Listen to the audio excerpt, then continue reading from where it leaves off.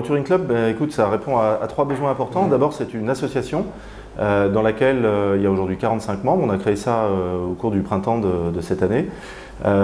Et aujourd'hui, ça répond à des besoins que la profession de la data et de la data science soit représentée, parce qu'elle répond à des enjeux autour de l'intelligence artificielle. Il y a bien sûr le cadre du RGPD et la future directive e-privacy qu'on attend tous.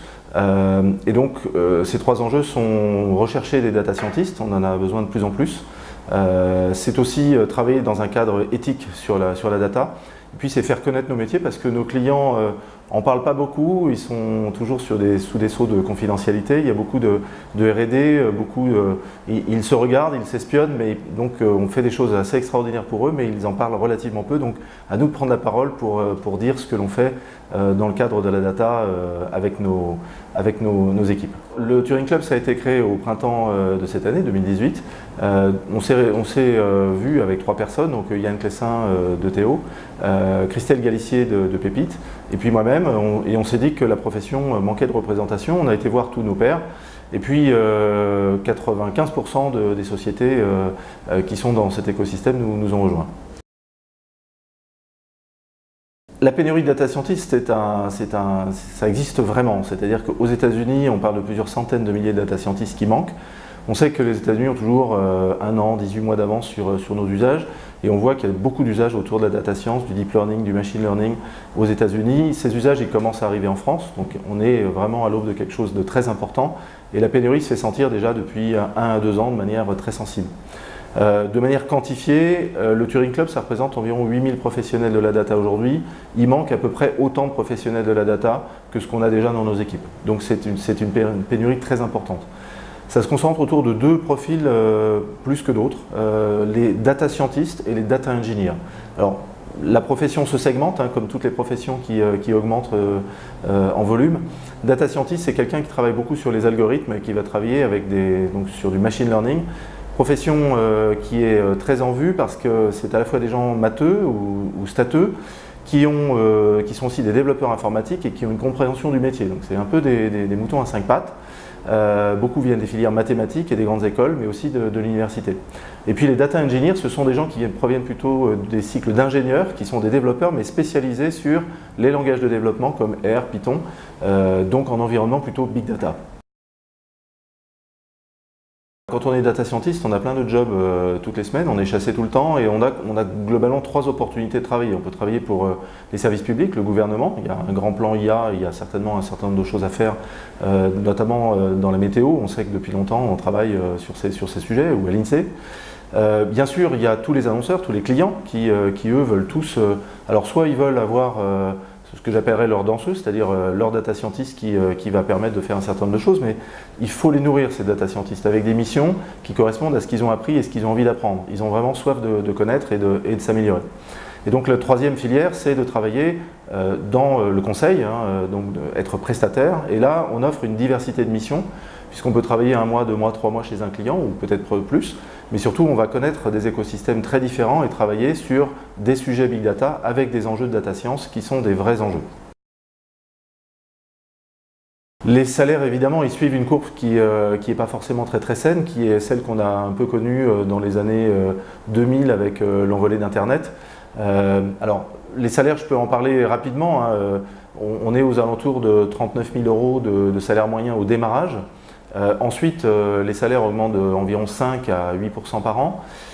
Ils ont augmenté de 5% sur les 2 dernières années et on voit que les data engineers et les data scientists sont à peu près dans la même tranche de salaire. Ce qui est important de voir, c'est qu'un data scientist qui veut changer, il peut faire une envolée de 15 à 20% quand il va rejoindre un annonceur. Donc il faut éviter de se les piquer entre nous et il faut éviter qu'on rentre dans un cercle vicieux qui est que les annonceurs nous piquent nos ressources de manière trop forte. Le point éthique de la data, il est vraiment aujourd'hui omniprésent. Le RGPD a révélé un certain nombre de règles, de nouvelles règles qui étaient finalement assez préexistantes mais qui les a organisées. Bien sûr, il y a un certain nombre de scandales comme Cambridge Analytica ou Uber qui n'avaient pas diffusé le fait qu'ils avaient été piratés. Ça met un certain nombre de traumatismes sur le marché, mais aussi un certain nombre de fantasmes. Parce que parallèlement, quand on est utilisateur de réseau social, on donne un opt-in pour pouvoir être géolocalisé en permanence et on n'a pas forcément besoin d'être géolocalisé. Donc ça rappelle la bonne gouvernance de la finalité du traitement de la CNIL. Et nous, on est très attachés à l'éthique de la data puisqu'on est une profession qui utilisons la data de nos clients tous les jours pour pouvoir leur donner des nouveaux usages, pour mieux cibler notamment les clients, faire des campagnes plus pointues. Et donc c'est ce que demande aussi le consommateur final. Donc on veut travailler avec le Turing Club dans un cadre éthique et on va vouloir créer un label de gouvernance autour des membres du Turing Club pour pouvoir bien sûr remplir le contrat de base qu'est le RGPD, mais aussi aller de l'avant sur les prochaines lois et éviter que ce soit la Commission européenne qui donne un cadre trop contraignant pour la profession. Par exemple, le cookie tiers, être par défaut à non sur tous les navigateurs, ça va forcément être quelque chose de très contraignant pour toute la profession, notamment ceux qui utilisent des données third party. Le Turing Club, il est principalement first party, mais voilà, les données peuvent être utilisées de différentes manières. Simplement, il faut pouvoir donner le consentement ou pas à l'utilisateur quand il navigue sur un site d'utiliser les cookies tiers. Si le navigateur ne remplit pas cette fonction, alors c'est à l'utilisateur de choisir ou pas s'il veut être suivi par des cookies tiers. Les clients, ils ont bossé très dur pendant les 6 premiers mois de l'année pour être conformes, donc je sais qu'ils ont fait énormément d'efforts, donc ils sont maintenant conformes.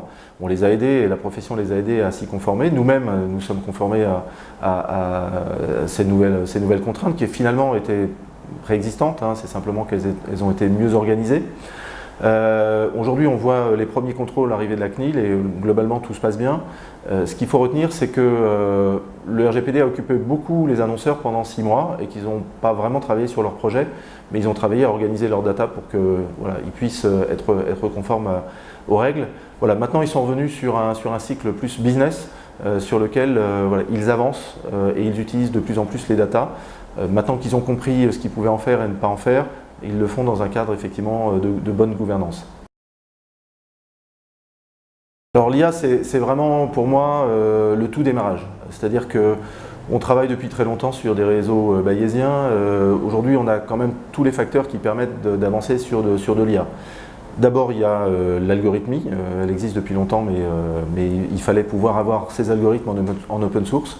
Deuxièmement, il y a la puissance de calcul. Et puis maintenant, il y a l'intérêt des annonceurs pour créer des usages autour de ça. Donc il y a beaucoup de data lab, il y a beaucoup d'initiatives plus orientées R&D, peu de choses sont encore vraiment mises en production, mais il y a, on va dire, deux grandes familles d'usages. Il y a tout ce qui est reconnaissance du langage naturel et reconnaissance des formes. Donc là, il y a des usages avec des annonceurs qui commencent à traiter des images de manière automatique. Avant, c'était assez manuel. Traiter du langage de manière automatique, par exemple, toutes les traces de verbatim qui sont laissées sur un call center par un téléopérateur et qui sont écrites, elles sont traduites en langage naturel, on en crée des occurrences et on est capable de comprendre ce qu'ont dit les clients et de dire s'il y a des tendances bonnes ou mauvaises. Ça, c'est la première grande famille. La deuxième grande famille, c'est le deep learning. Donc là, c'est être capable d'analyser de manière assez simple et grâce à de la puissance de calcul, des choses qu'on n'arrivait pas à faire et à trouver des nouvelles tendances de manière complètement automatisée. Notamment pour les parcours clients, par exemple. C'est quelque chose qu'on voit, dont on parle souvent. Très difficile d'analyser des parcours clients parce que c'est très verbeux. Donc il y a des algorithmes qui sont capables de synthétiser ces parcours pour pouvoir donner du sens au parcours. L'IA, c'est probablement d'abord un outil de productivité, c'est évidemment comme ça que le voient les annonceurs, mais aussi c'est quelque chose de très disrupteur. J'aime beaucoup les applications où on reconnaît par exemple des visages d'animaux pour pouvoir gérer, faire des nouvelles choses sur les réseaux sociaux. Je pense à une application qui a été primée à la DMA qui s'appelle Pedigree, une marque de Mars. Donc on peut faire de l'IA et de la créativité. C'est d'ailleurs souvent ça qui est récompensé parce que bien sûr ça va pouvoir permettre de créer des usages nouveaux et de remplacer certaines fonctions du cerveau. Mais c'est aussi intéressant de voir ce qu'on peut en faire dans la robotique et dans l'assistance par exemple aux personnes. L'assistance aux personnes âgées, handicapées, etc. Donc on peut trouver des choses assez fun pour pouvoir s'amuser. Il y a aussi un grand plan de l'État sur l'intelligence artificielle au service de l'éducation nationale. Bon, on sait qu'il y a beaucoup d'élèves qui ont des difficultés. On va pouvoir utiliser l'IA pour avoir des parcours pédagogiques personnalisés tout en s'amusant. Voilà. Donc c'est à la fois une révolution dans les usages au niveau du remplacement d'un certain nombre de fonctions, mais aussi quelque chose qui peut être utilisé par les créatifs.